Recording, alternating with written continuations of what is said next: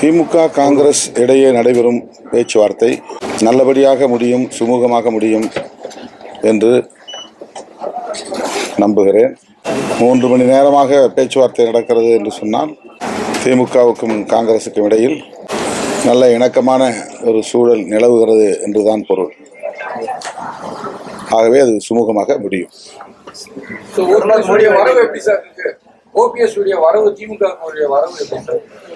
2 நாளாக அதுதான் சொல்லிட்டு இருக்கிறேன் சார். இப்ப மதுரையில் நடக்கக்கூடிய அந்த பொதுக்கூட்டத்தில் பெரியார் படம் அதை வந்து அவசர அவசரமாக அகற்றிருக்காங்க. பெரியார் படத்தை வச்சது யாரு? பாரத பிரதமர் மோடி வர இடத்துல வந்து பெரியாருடைய படத்தை வச்சிருக்காங்க. அதை அகற்றணும்னு சொல்லி படம் யாரு வச்சது? அதிமுக சார்பில் வச்சிருக்காங்க. ஏற்கனவே அங்க இருந்துச்சா? இல்ல, இப்போ வரவேற்பு கூட்டத்துக்கு அந்த முன்னாடி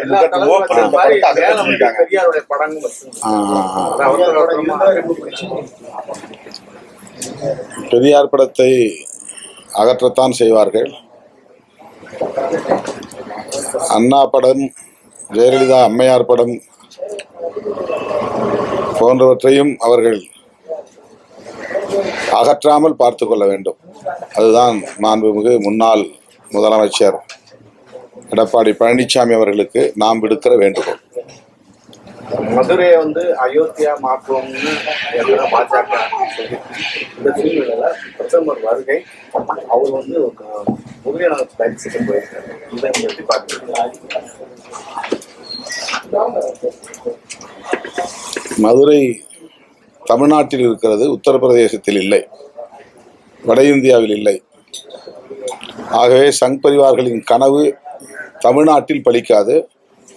திருப்பரங்குன்றமாகத்தான் இருக்குமே தவிர ஒரு காலத்திலும் அது அயோத்தியாக மாற தமிழக மக்கள் இடம் கொடுக்க மாட்டார்கள். பிரதமருடைய முருக தரிசனம் அவருக்கு நல்வழி காட்டுவதாக அமைய வேண்டும். குறிப்பாக தமிழ்நாட்டில் மதவாத அரசியலுக்கு இடமில்லை, சமூக நல்லிணக்கத்திற்குத்தான் இடம் உண்டு. அதுதான் முருகனுடைய வாழ்க்கையும் அவருடைய வரலாறும் நமக்கு உணர்த்துகிற பாடம். வள்ளி, தெய்வானை ஆகிய இருவரையும் தனது வாழ்க்கை துணைவியாக ஏற்றுக்கொண்டவர் திருமுருகன். அதுவே தமிழகத்தில் நெடுங்காலமாக சமூக நல்லிணக்கம் நிலவுகிறது என்பதற்கு ஒரு சான்று. எனவே திருப்பரங்குன்றத்தில் பிரதமர் அவர்கள் திருமுருகனை தரிசிக்கிற சூழலில் இந்த வாழ்வியல் உண்மையை அவருக்கு முருகன் உணர்த்துவார் என்று நம்புகிறேன். சார், ஒவ்வொரு தேர்தலும் வந்து விடுதலை சிறுத்தைகள் கட்சியோட தேர்தல் அறிக்கை வந்து தனித்துவம். இந்த முறை வந்து தேர்தல் அறிக்கை தயாரிக்க ஆரம்பிச்சு மாதிரியான அறிவிப்புகள் எதிர்பார்க்கலாம் சார்? தேர்தல் அறிக்கை தயாரிப்பதற்கான குழு விரைவில் அறிவிக்கப்படும். விடுதலை சிறுத்தைகள் கட்சி ஆளும் கட்சி அல்ல, அல்லது ஆள துடிக்கிற இடத்திலும் இல்லை. எனவே நாங்கள் அறிக்கையை நிதானமாக தயாரித்து தமிழக மக்களிடத்தில் சமர்ப்பிப்போம். அது தமிழ்நாட்டு மக்களின் நலன்களை மையமாக கொண்டதாக இருக்கும். கூடுதல் தொகுதிகள் மற்றும் தனிச்சின்னம் போட்டியிட வாய்ப்பு அதிக இல்லை, எங்களுக்கு தேர்தல் ஆணையம் பானை சின்னத்தை ஏற்கனவே ஒதுக்கி இருக்கிறது. நாங்கள் அங்கீகாரம் பெற்ற ஒரு மாநில கட்சி என்கிற நிலையில் தேர்தல் ஆணையம் எங்களுக்கு பானை சின்னத்தை அதிகாரபூர்வமாக ஒதுக்கி இருக்கிற காரணத்தினால் இப்போது சின்னம் குறித்த எந்த சிக்கலும் எங்களுக்கு இல்லை. இந்த தேர்தலை பொறுத்தவரையில் நாங்கள் சொந்த சின்னத்தில் தான் போட்டியிட இருக்கிறோம். தொகுதிகள் எத்தனை என்பது பேச்சுவார்த்தைக்கு பிறகு உங்களுக்கு அறிவிக்கப்படும். பாமக தலைவர் ராமதாஸ் வந்து இன்னைக்கு ஈவினிங் வந்து முடிவு அறிவிக்கிறேன்னு சொல்லியிருக்காரு. ஒருவேளை அவர் திமுக கூட்டணிக்கு வந்தா பிசிக்கு வெளியேற வாய்ப்பு இருக்காரு. இன்னைக்கு மாலை அறிவிக்க போறாருல்ல, அது வரலும் பொறுமையா இருக்கும்.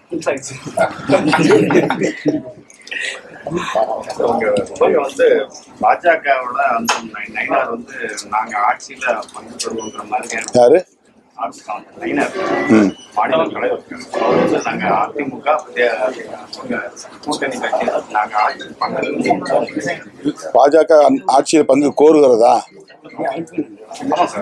ஆ. எடப்பாடி அதற்கு இடம் கொடுக்க மாட்டார் என்றுதான் எல்லோரும் நினைக்கிறோம். பாஜக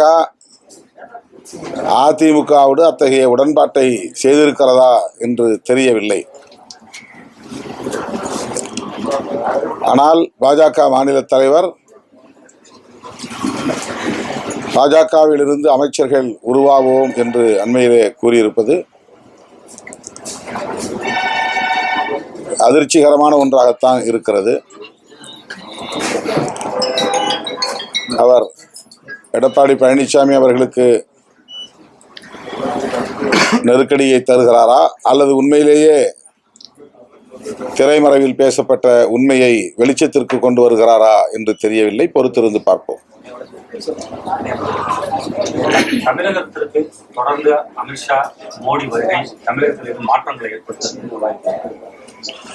தமிழகத்திற்கு மோடி அவர்களும் அமித்ஷா அவர்களும் வருகை தருவது ஒன்றும் புதிதல்ல. அடிக்கடி அவர்கள் ஒவ்வொரு தேர்தலின் போதும் வந்திருக்கிறார்கள். ஒவ்வொரு தேர்தலின் போதும் பல உறுதிமொழிகளை தந்திருக்கிறார்கள். ஆனால் தமிழ்நாட்டில் இதுவரை அவர்கள் எதிர்பார்த்த எதுவும் நடக்கவில்லை என்பதுதான் கசப்பான உண்மை. இந்த தேர்தலிலும் அவர்கள் எத்தனை முறை இங்கே வந்து போனாலும் அவர்கள் எதிர்பார்ப்பது நிறைவேறப் போவதில்லை. ஆனா அதிமுக சொல்றாங்க பீகார் சட்டமன்ற தேர்தல் மாதிரி தமிழகத்தில் வந்து மிகப்பெரிய மாற்றத்தை ஏற்பட்ட போது பீகார் தேர்தல் மாதிரி தமிழகமும் மாறும் இந்த 2026 தேர்தல் அப்படின்னு சொல்றாங்க.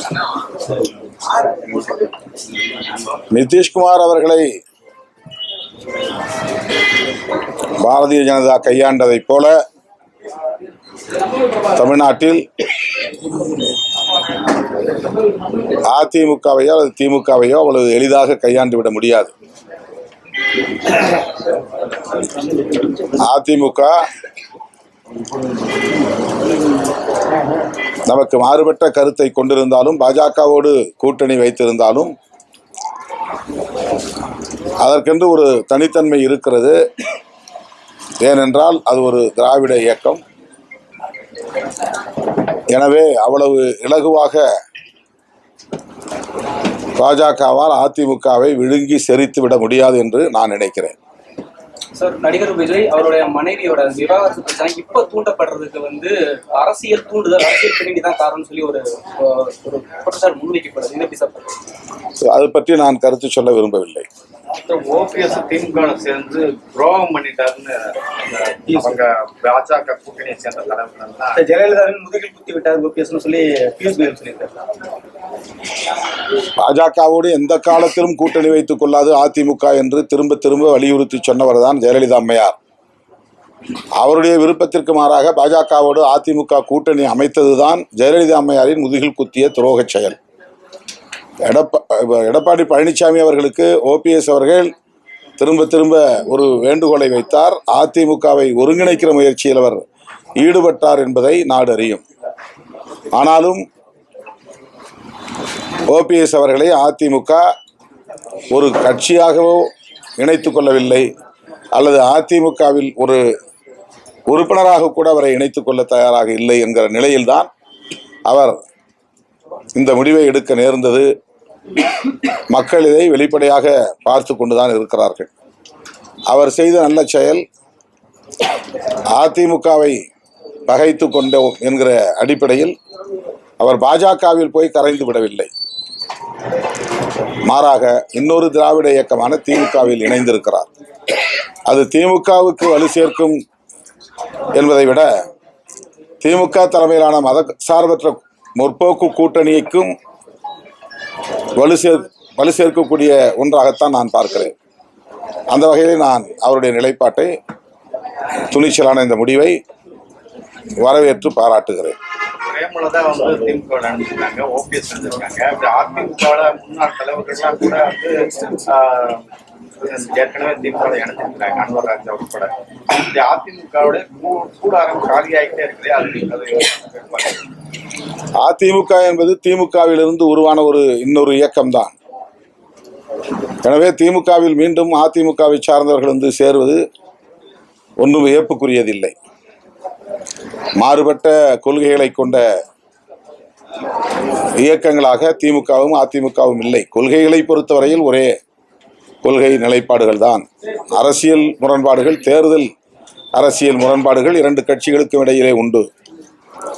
இன்றைக்கு ஜெயலலிதா அம்மையார் இல்லாத நிலையிலே பல பேர் அதிருப்தியில் இருக்கிறார்கள். அவர்களில் சிலர் திமுகவுக்கு வந்து சேருகிறார்கள் என்பது ஆச்சரியப்படுவதற்கு ஒன்றுமில்லை.